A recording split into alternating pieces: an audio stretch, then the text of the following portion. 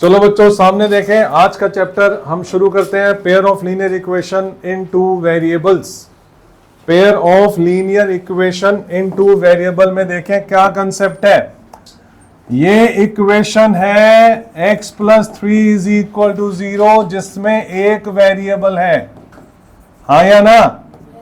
ये एक इक्वेशन है x plus y is equal to 10 जिसके अंदर दो वेरिएबल है, और क्योंकि इसकी जो डिग्री है वो 1 है, इसलिए इसको बोलते हैं लीनियर इक्वेशन। अगर इसकी डिग्री 2 होती तो बोलते हैं क्वाड्रेटिक इक्वेशन। तो चैप्टर का नाम है pair of linear equation in two variables.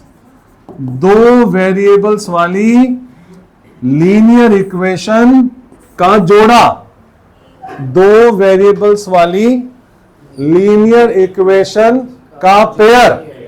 आपको इस पूरे चैप्टर के अंदर सिर्फ इसी से डील करना है। आपको इस पूरे चैप्टर में इसको ये सीखना है कि ये सॉल्व कैसे होता है। सॉल्व करने का मतलब क्या हुआ, अगर मैं आपको बोलूं इसे सॉल्व करो, इसका मतलब क्या हुआ कि x की वैल्यू बताओ जिससे पूरा का पूरा 0 हो जाए, आंसर आएगा -3। अगर मैं आपको बोलूं इसे सॉल्व करो, x और y दोनों की वैल्यू बताओ, तो आप मुझे बताओगे 1 और 9, 2 और 8, 3 और 7, 4 और 6, और आप मुझे इसके इनफाइनाइट सॉल्यूशन बताओगे।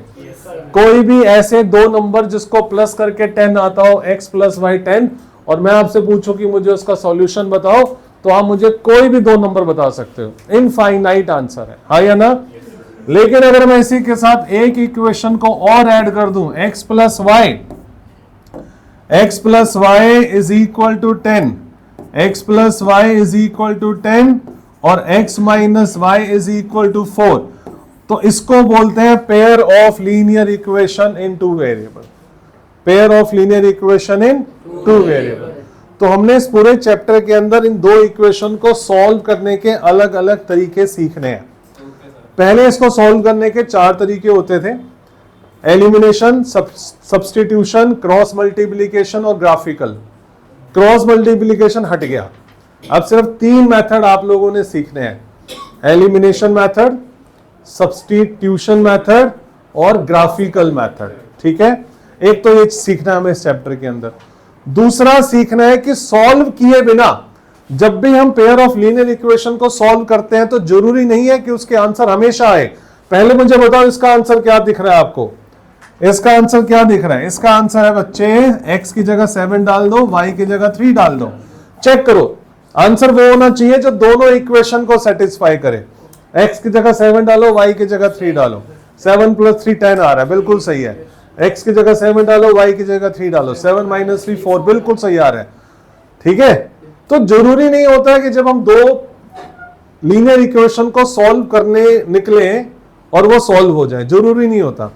जैसे कि उसका एक एग्जांपल है, x plus y is equal to 10 और x plus y is equal to 11। आप मुझे बताओ, इज इट पॉसिबल कि दो नंबर हो, दोनों को एक बार जोड़ो 10 आए, उनको फिर से जोड़ो 11 आए? Is it possible? तो सर सॉल्व ही नहीं हो सकता, ये पॉसिबिलिटी नहीं है, राइट।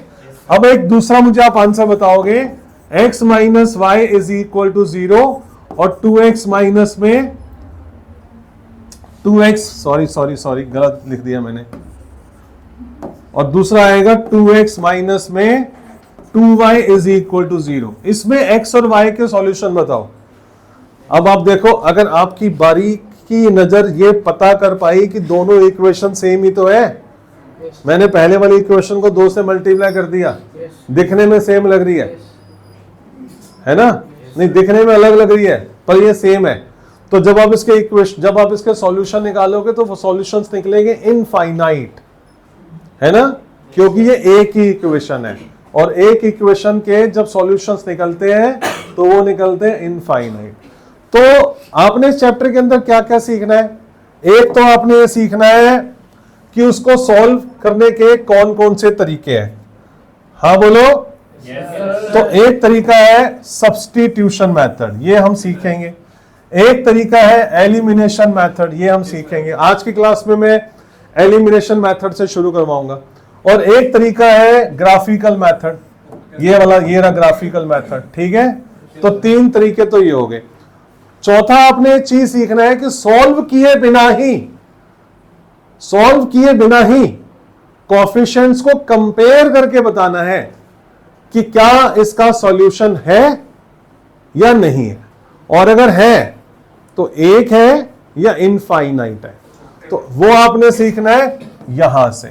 हम इसका ये वाला चीज भी हम 2 तरीके से सॉल्व करना सीखेंगे कि इक्वेशन को सॉल्व किए बिना ही इक्वेशन को देख कर ही हम ये डिसाइड करेंगे या हम ये बताएंगे कि these equation have unique solution, no solution या मोर सॉल्यूशन। 2 चीजें हो गई।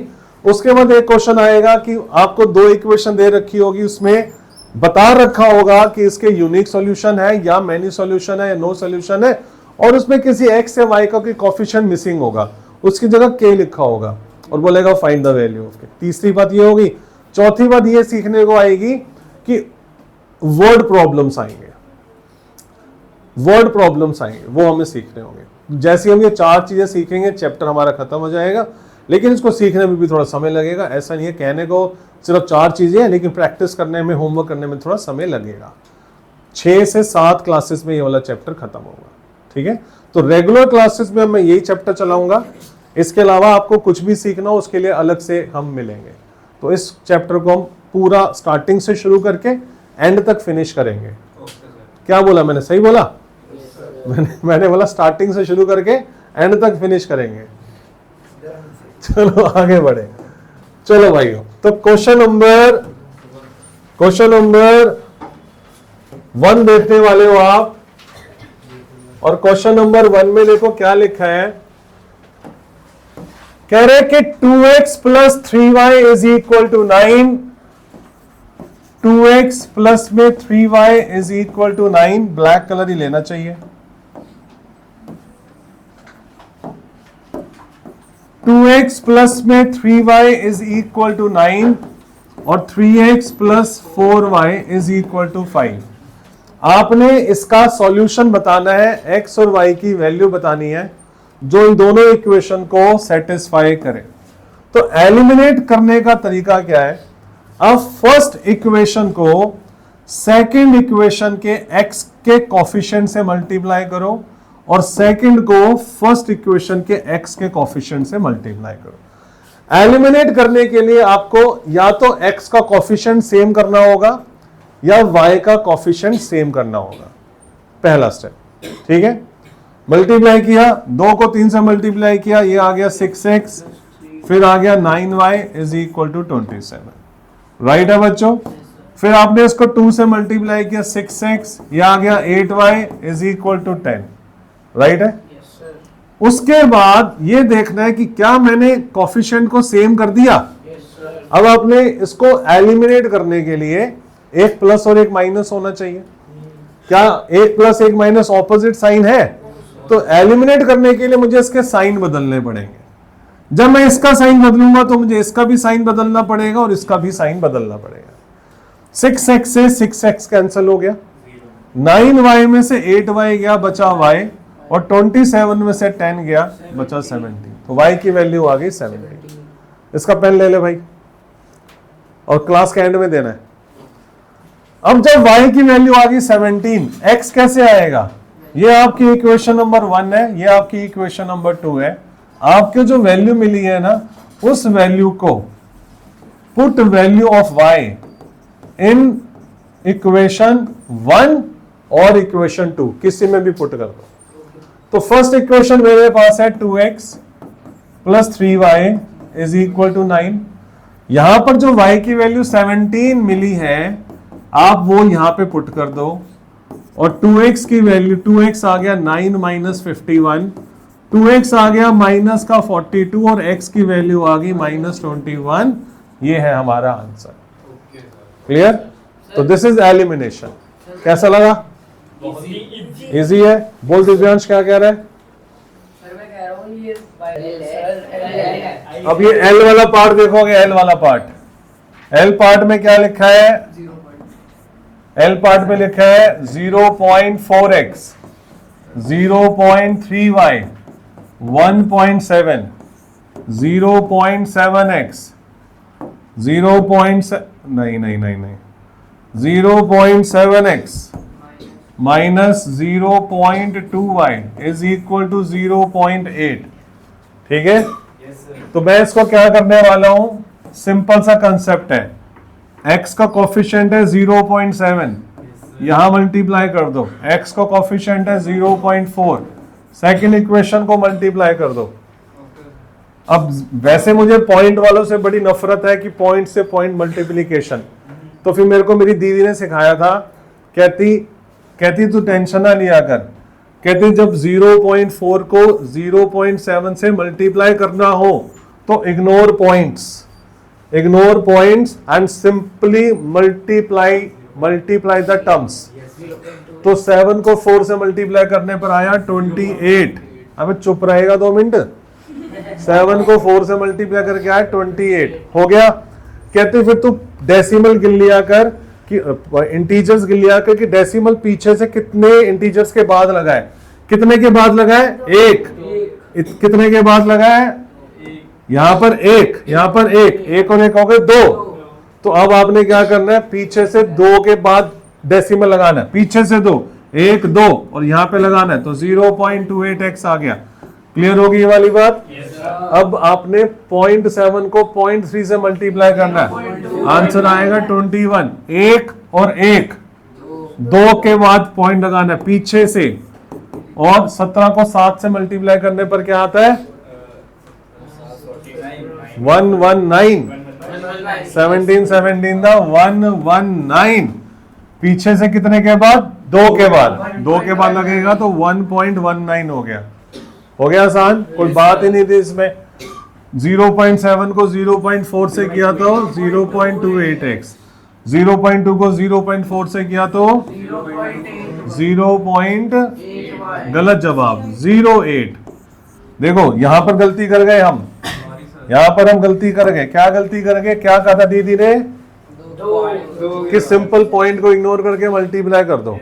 तो जब 2 को 4 से मल्टीप्लाई किया तो 2 को 4 से मल्टीप्लाई करने पर क्या आ रहा है, फिर क्या कहा था कि पॉइंट काउंट कर लियो, यहां से 1 के बाद है, यहां पर पीछे से चेक करना है, 1 के बाद है, टोटल हो गए 2। तो मेरे को यहां से 2 के बाद लगाना चाहिए, डिजिट तो 1 है, तो मैं अपने पास से यहां पे 0 लगा दूंगा, तो इट विल बी 0.08। क्लियर? तो अब आपने यहां पे लिखना है 0.08 y। क्लियर है बच्चों? और 0.8 को 0.4 से किया तो 3.2। ठीक है जी। अब ये तो हो गया, हमने कोफिशिएंट को इक्वल कर दिया कोफिशिएंट को इक्वल। 0.32। ओ शाबाश, तो क्या आएगा 0.32 आएगा। अब हमने कोफिशिएंट को इक्वल कर दिया, बट क्या इनके साइन चेंज है तो मुझे करने पड़ेंगे।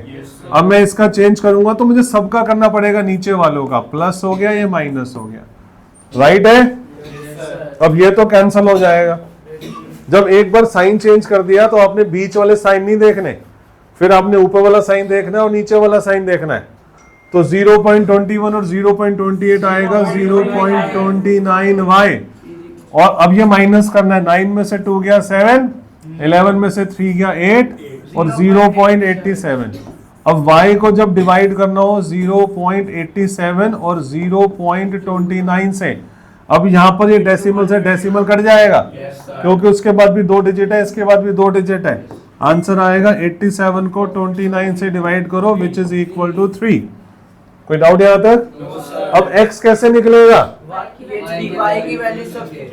y की वैल्यू सब्स्टिट्यूट करेंगे इन इक्वेशन 1 और इक्वेशन 2 किसी भी एक में, तो 0.4x 0.3y is equal to 1.7। यहां से y की वैल्यू निकली है 3, उस वैल्यू को आपने यहां पे डाल देना है, 0.3 मल्टीप्लाई 3 1.7, तो 0.4x 3 को 3 से किया 0.9 1.7, 0.4x 1.97 में से 0.9 गया तो बचा 0.8। पॉइंट से पॉइंट काट दो क्योंकि दोनों सेम है, अलग अलग होते तो नहीं कटते।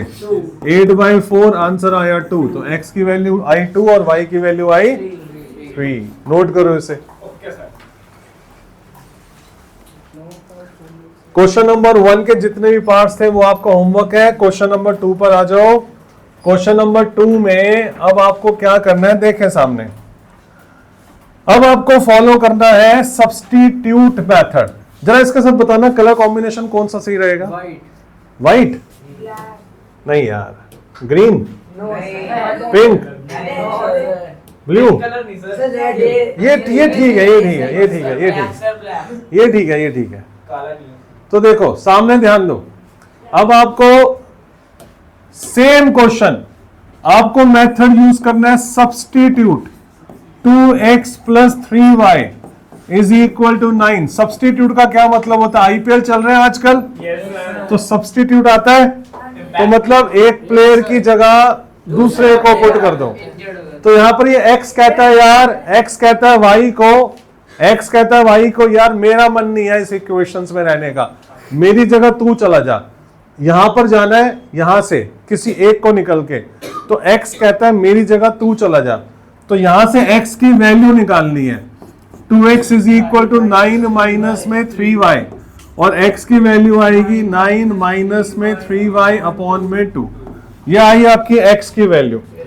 तो ये x की जगह दूसरी जगह पुट कर दो, यहां पर 3x की जगह ये पुट कर दो। 9 माइनस 3y अपॉन में 2 plus 4y is equal to 5। हो गया सॉल्व। ये सब्स्टिट्यूट हो गया। अब सिर्फ रह गया अलजेब्रा। सब्स्टिट्यूट हो गया, अब रह गया अलजेब्रा। ठीक है, अब इसको सॉल्व करना है।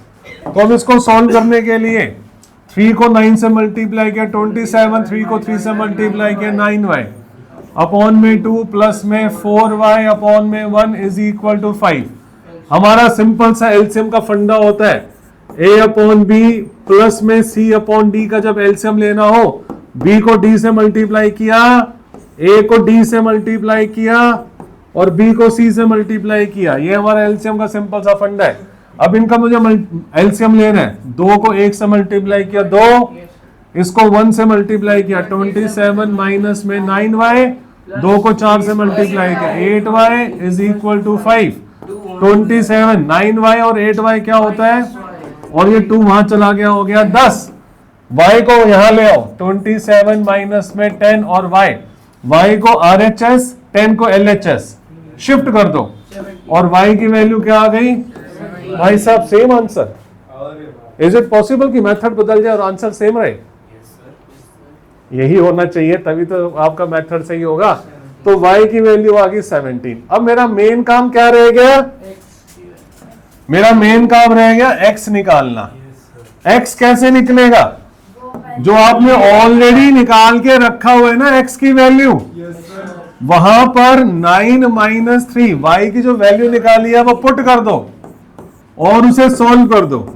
तो 9 में से 51 गया अपॉन में 2 माइनस 21, ये आपका आंसर आया। नोट करें, नहीं इसी में डाल लो, फर्स्ट इक्वेशन में डालेगा फिर यही बनेगा, क्यों टाइम खराब करता है। हाँ नोट करो।